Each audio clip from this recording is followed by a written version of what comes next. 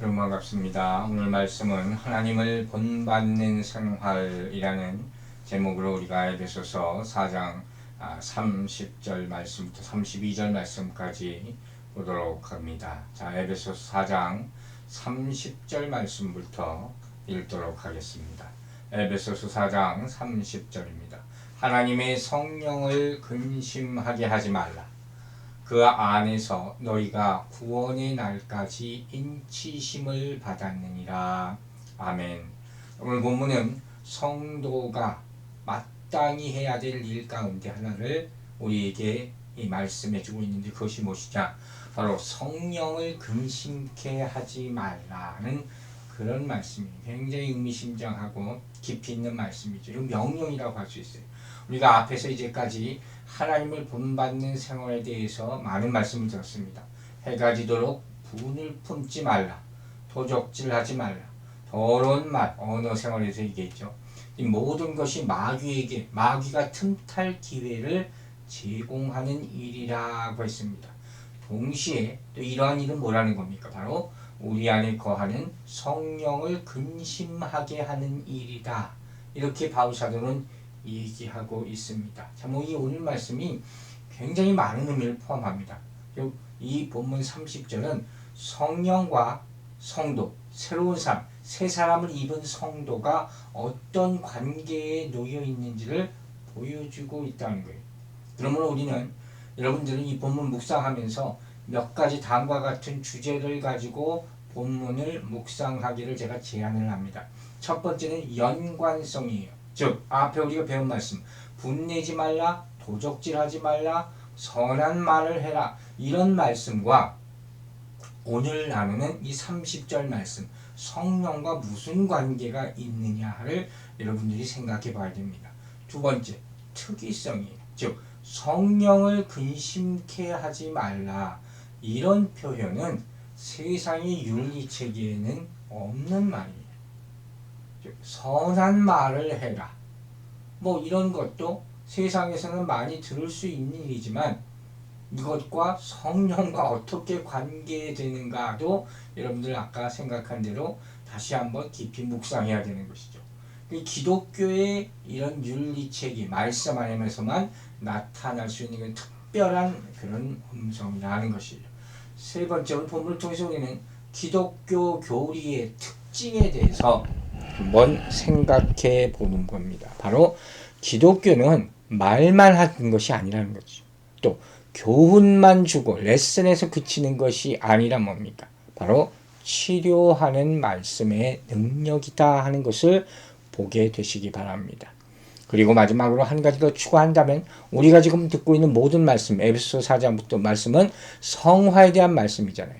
이 성화에 대한 문제를 바라보는 성경적인 방식이에요. 즉, 우리가 삶을 그릇되게 살았을 때 어떤 결과를 가져온다고요? 30절 본문에 따르면 성령을 근심하게 한다는 거예요.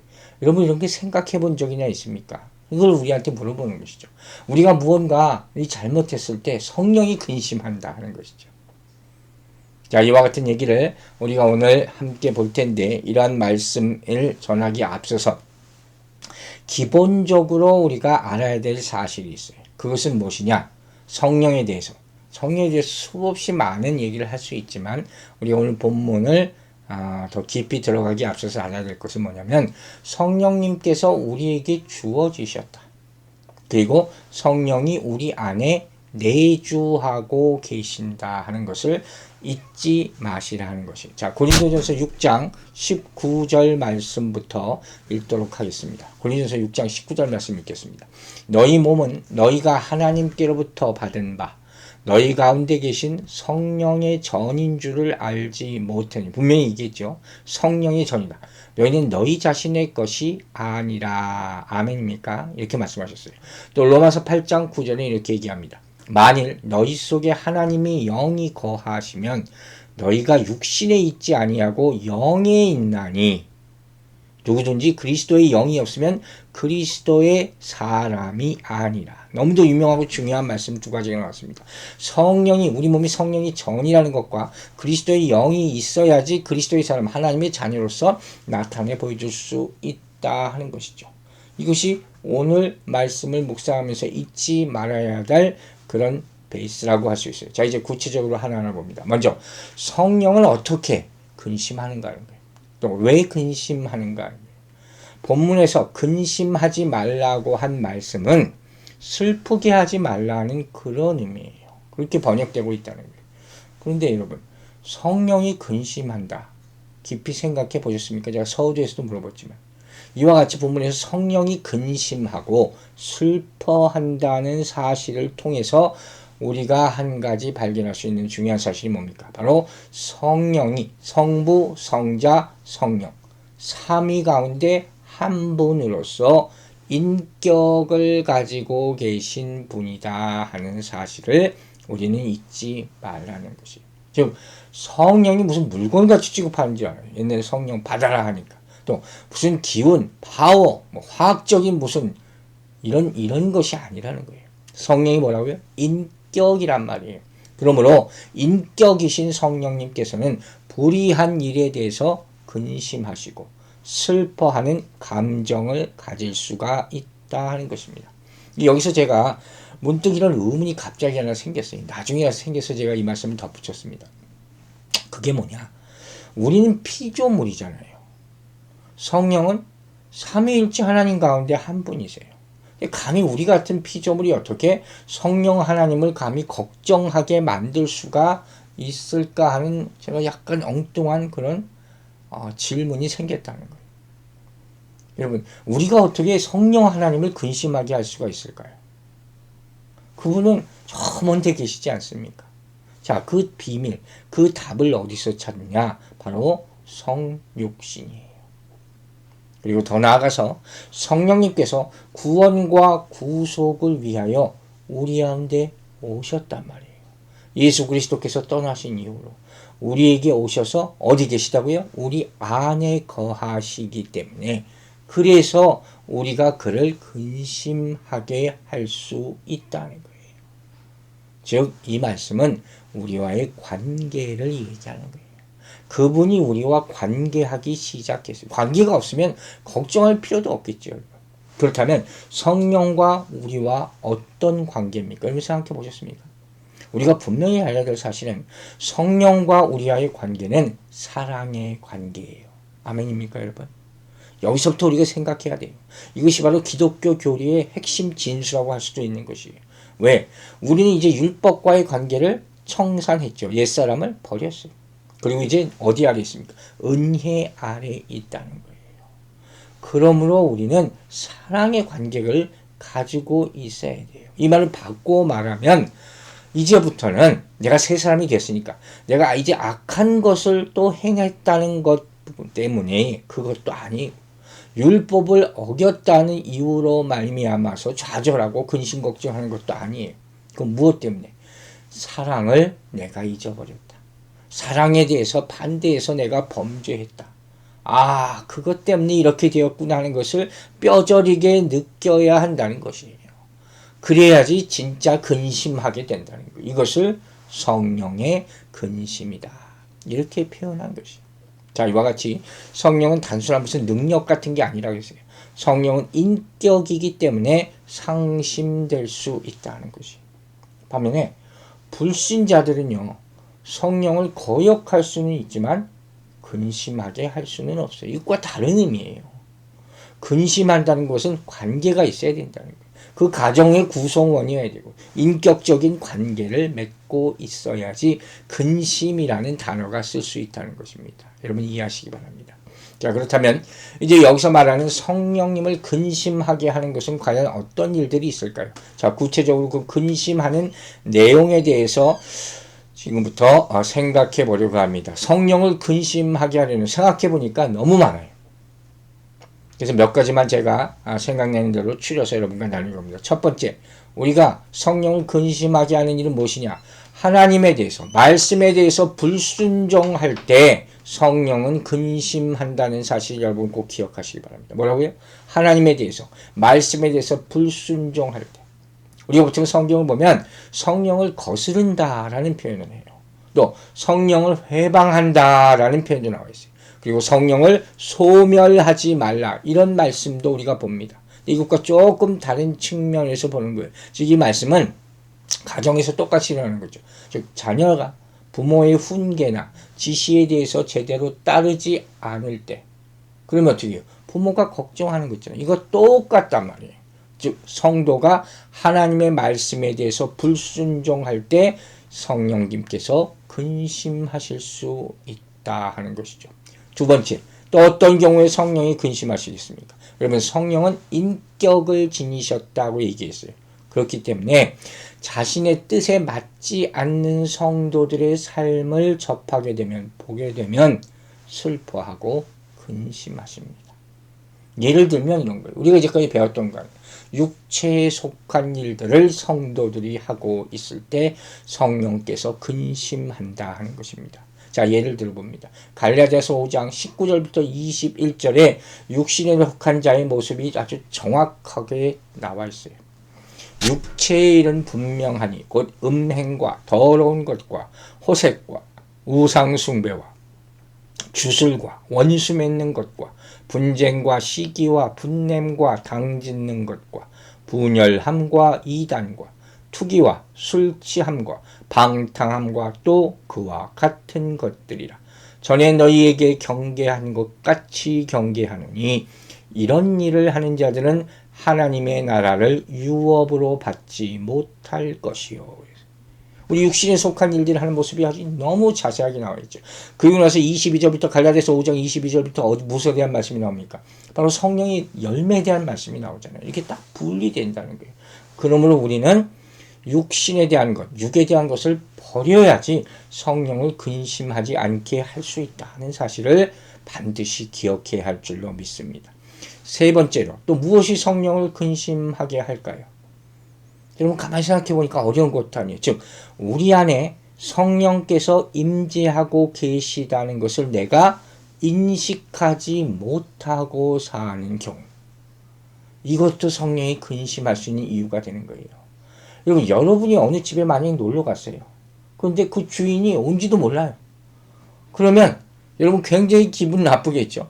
바꿔 말하면 마찬가지로 내 안에 성령이 있다는 것을 알지도 못하고 내 마음대로 산다면 이 안에 살아계신 성령이 얼마나 불평도 힘들겠냐는 거예요. 그런 경우가 너무 많이 일어나고 있다는 것이, 이게 성령을 근심케 하는 것이에요.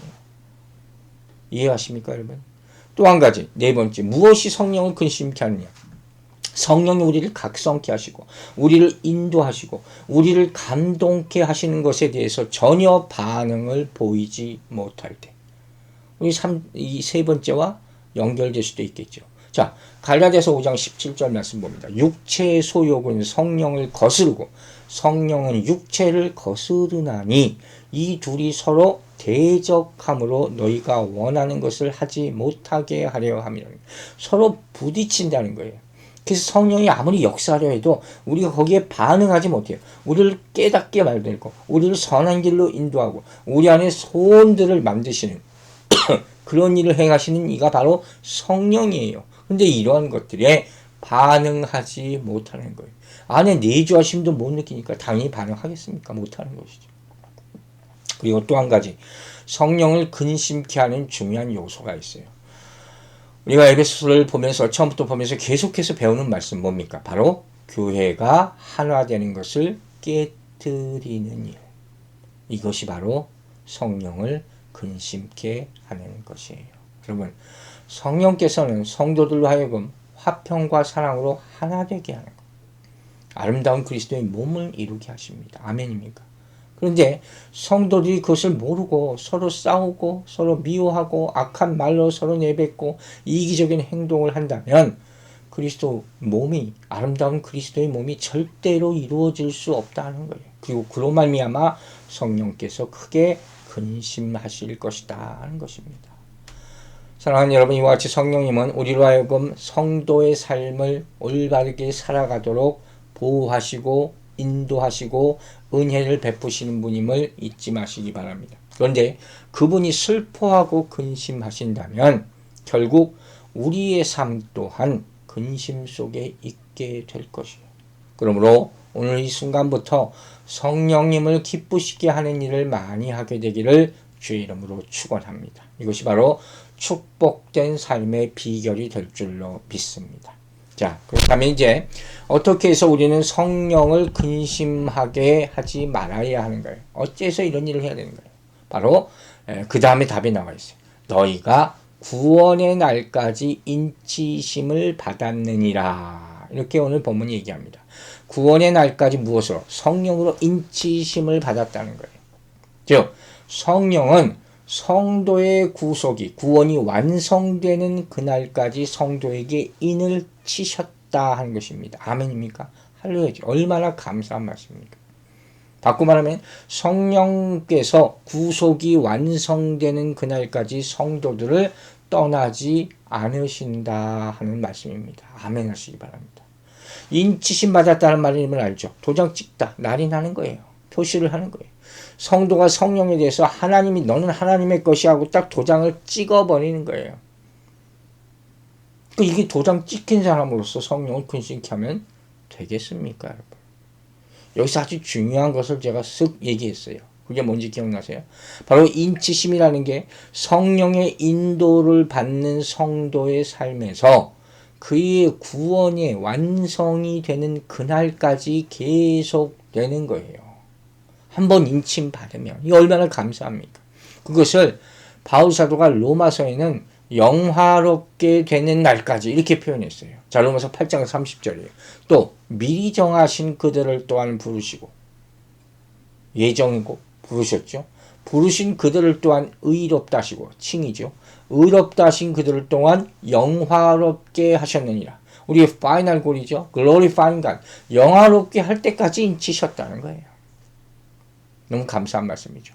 데살로니가 전서에서는 이것을 마지막 날 뭐라 그럽니까? 항상 주와 함께 되는 날, 있게 되는 날 이렇게 표현했어요.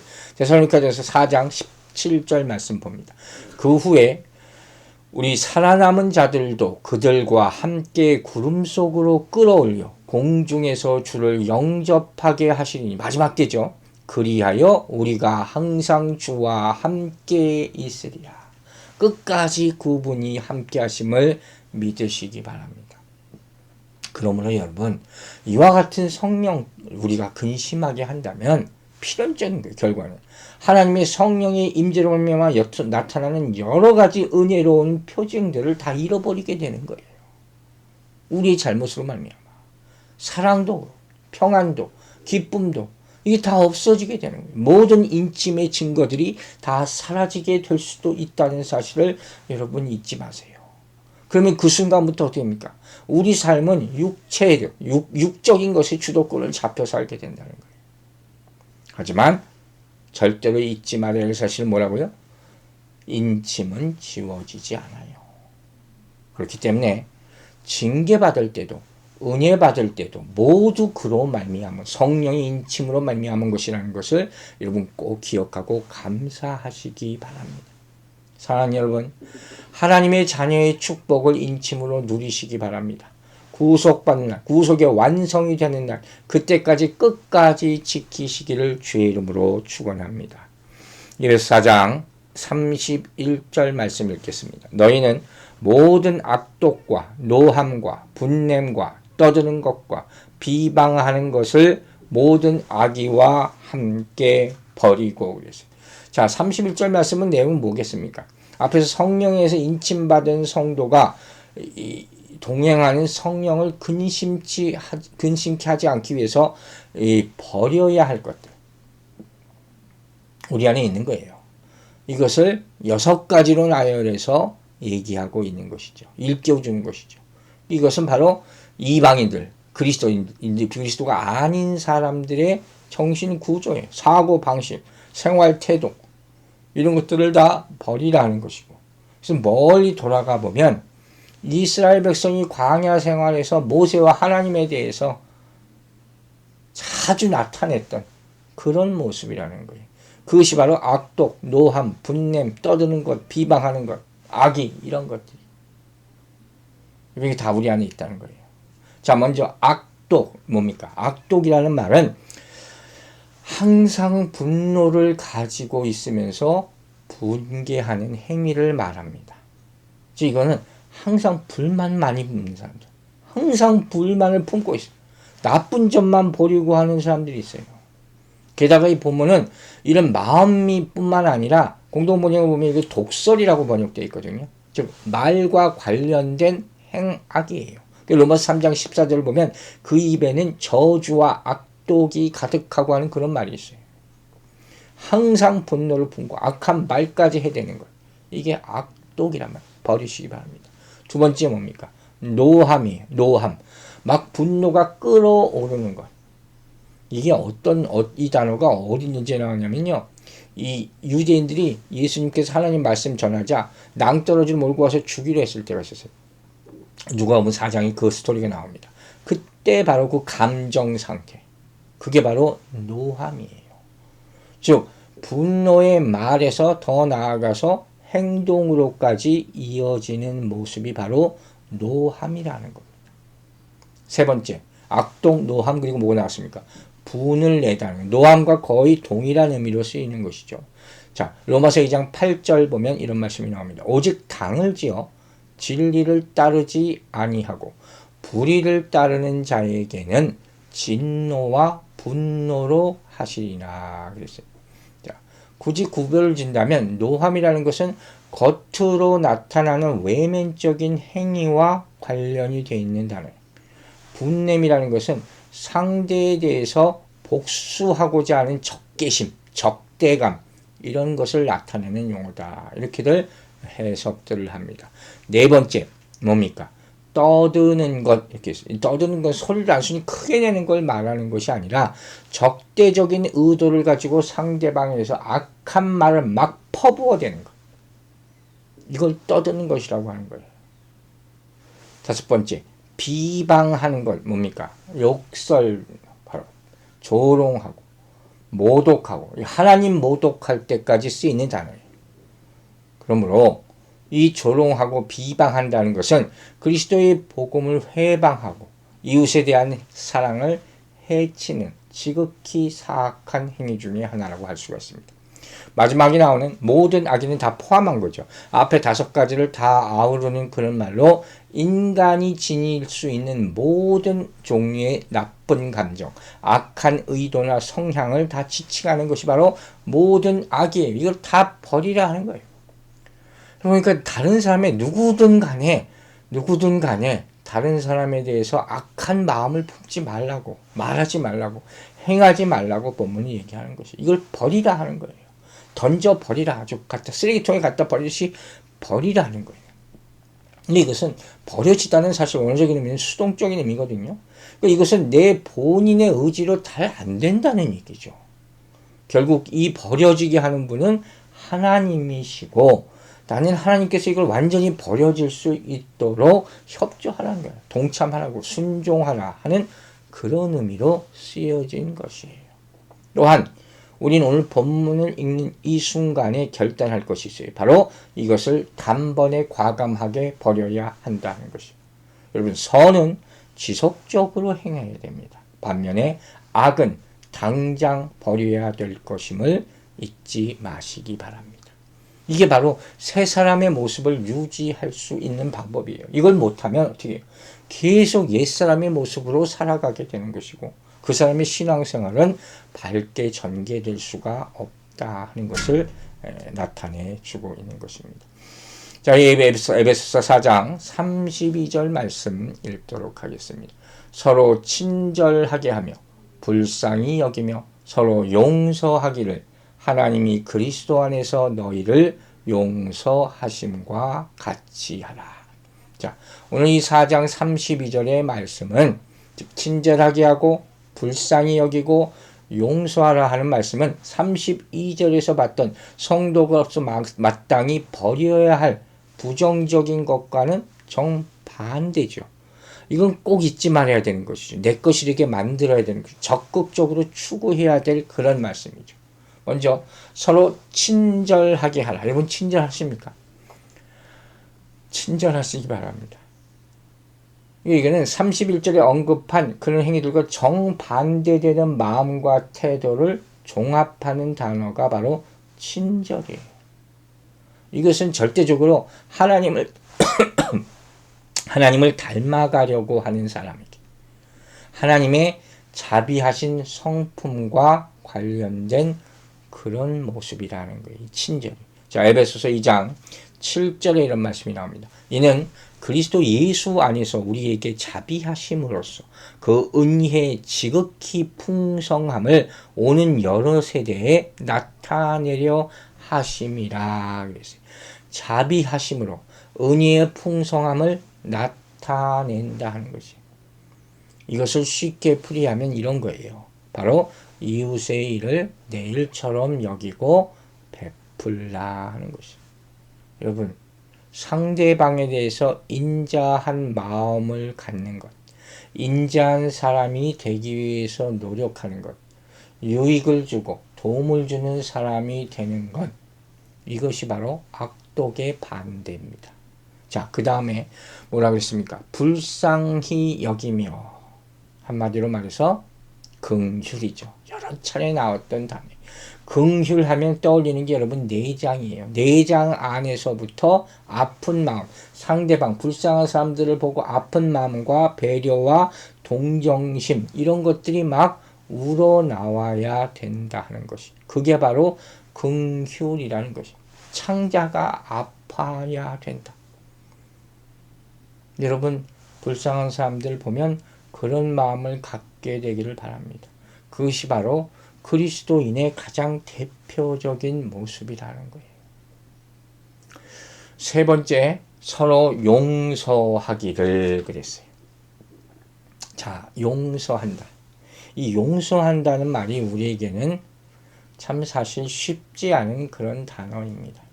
우리가 인생 살면서 용서해야 되고 또 용서받고 싶은 마음도 많고 이게 우리 솔직한 모습이죠. 근데 이 용서라는 단어의 어원을 보니까 은혜를 뜻하는 카리스죠. 여러분 많이 들어봤죠. 여기서 유래한 말이 바로 용서하다 하는 거예요. 좀 문자적으로 이 말은 은혜를 베풀다 하는 거예요. 용서한다는 것은 누군가에게 은혜를 베풀어 주는 거예요. 은혜는 거저주는 선물이라. 이 말은 상대방의 과오가 있어요. 분명해요. 그러나 그것에 대해서 처벌하거나 보복하지 않는 것, 이걸 바로 용서하는 것이다 하는 거예요. 여러분 이거 꼭 잊지 마시기 바랍니다. 즉 용서라는 것을 할 때는 내가 저 사람이 나쁜 놈인지 알아요. 나쁜 일 한 것도 내가 분명히 압니다. 근데 그럼에도 불구하고 그 악한 일을 한 사람에게 나는 용서하겠다 얘기하는 것이에요. 여러분 왜 이렇게 해야 된다고 성경이 얘기합니까? 항상 우리가 기본적으로 알 수 있어요. 왜 악한 일을 한 사람에게도 우리가 은혜를 베풀고 용서해야 될 이유는 뭐라고 했습니까? 바로 하나님께서 그리스도 안에서 우리에게 용서와 은혜를 먼저 베풀었기 때문이다 하는 사실을 절대로 잊지 마시기 바랍니다. 이것이 어디 안에서 이루어졌다고요? 그 용서가, 그 은혜가 바로 그리스도 안에서 이루어졌다는 거예요. 그리스도 안에서 이루어졌다는 것은 뭘 의미합니까? 예수 그리스도의 십자가에서 대속적인 희생으로 말미암아 용서가 이루어졌다 하는 거예요. 그냥 이루어진 것이 아니에요. 십자가의 희생이 있었어요. 죽음이 있었단 말이에요. 그래서 하나님께서 우리를 용서할 수 있는 것이지 그냥 이루어진 것이 아니라는 것이에요. 그러므로 이 말씀 우리가 믿는다면 이건 뭘 의미하느냐? 우리 모든 성도들은 예수 그리스도께 뭐가 있어요? 빚이 있다는 거예요. 바울 사도가 계속 로마서 1장에서 얘기해요. 나는 빚진 자입니다. 무슨 빚이라고 했습니까? 복음의 빚을 지는 거예요. 죽어야 될 사람이 그것을 다메섹에서 깨닫게 해줬으니까. 그런 측면에서 우리 모든 성도들이 다른 사람에게 용서를 베푸는 것은 뭐라고요? 그리스도께 진 빚을 갚는 것이에요. 여러분 이런 차원으로 용서할 수 있게 되기를 바랍니다. 즉 우리가 용서를 한다는 것은 십자가를 주님과 같이 지기 시작한다는 의미를 가지고 있는 것이. 그러면 반대로 나는 도저히 용서가 안 됩니다 하는 것은 뭐겠습니까? 예수 그리스도의 그 십자가의 희생을 통해서 내가 받은 그 용서의 은혜를 나는 모릅니다 하는 것과 똑같다는 거예요. 여러분, 우리가 용서받지 못한 마음을 가지고 살아간다면 절대로 은혜가 없습니다. 그것에 감사하지 못한다면 절대로 그 감사한 마음을 나타낼 수 없는 것이에요. 그래서 예수님께서는 마태복음 18장 33절에서 이렇게 말씀하셨습니다. 내가 너희를 불쌍히 여김과 같이 너도 내 동료를 불쌍히 여김이 마땅하지 아니하냐 하고. 여러분, 우리는 불쌍히 여김을 받은 죄인입니다. 믿습니까? 그러면 다른 사람도 불쌍히 여길 줄 알게 되기를 주의 이름으로 축원합니다. 제가 항상 용서라는 단어가 나오면 말씀드리는 게 있습니다. 바로 forgive and forget이에요. 용서는 잊어버리는 것입니다. 어떻게 잊어버릴 수 있습니까? 이제 그 잘못한 사람을 새로운 눈으로, 용서받은 사람의 눈으로 바라볼 수 있기 때문에 우리는 잊어버릴 수가 있는 것입니다. 자, 마지막으로 사도 바울은 이렇게 얘기합니다. 하나님이 뭐뭐 하신 것 같이 하라. 하나님이 용서하신 것 같이 하라. 그래서 중요한 단어가 바로 뭐뭐 한 것 같이라는 말이에요. 여러분, 오늘 말씀의 제목이 뭡니까? 계속해서 우리 타이틀이 뭡니까? 하나님을 본받는 생활. 이거 말씀 듣고 있는 거 아닙니까? 사랑하는 여러분, 하나님같이 되기를 원하십니까? 또 하나님이 우리에게 주신 말씀대로 살기를 원하십니까? 그러면 하나님이 용서하신 방식대로 다른 사람을 용서하시기 바랍니다. 어떻게? 그리스도 안에서 하시기 바랍니다. 로마서 5장에서 배운 대로 우리가 약할 때, 우리가 죄인 될 때, 우리가 원수 되었을 때 예수 그리스도께서 십자가에 못 박혀 죽으신 것, 그것이 하나님의 사랑을 확증하신 것을 잊지 마시기 바랍니다. 그 십자가, 값없이 주신 그 죽음, 정말로 사랑을 생각하면서 용서하시기 바랍니다. 이제 말씀을 마치도록 하겠습니다. 사랑하는 여러분, 여러분이 정말 진정한 그리스도인인지 알기를 원하십니까? 그렇다면 우리가 3주 동안 배운 그 말씀과 같이 따라 하시기 바랍니다. 하나님을 본받는 생활. 여기 그 비밀이 담겨져 있습니다. 평생 동안 이와 같은 삶을 살게 되기를, 이 삶의 모습을 계속 나타나게 되기를 주의 이름으로 축원합니다. 기도하겠습니다. 아버지 하나님, 우리는 항상 예수 그리스도를 닮기를 원한다고 얘기합니다. 그러나 실패할 때가 너무도 많습니다. 우리가 이제까지 배운 말씀을 꼭 붙들게 하여 주시고, 내가 그리스도를 닮기 원합니다. 매일마다 묵상하고 기도하면서 성령의 인치심이 우리 구원의 마지막까지 끝까지 다 지탱될 수 있도록 도와주시옵소서. 서로 사랑하고 용서하고 긍휼히 여기는 그리스도인의 모습을 나타내게 인도하여 주시옵소서. 감사드리며 우리를 구원하신 우리 구주 예수 그리스도의 이름으로 기도했습니다. 아멘.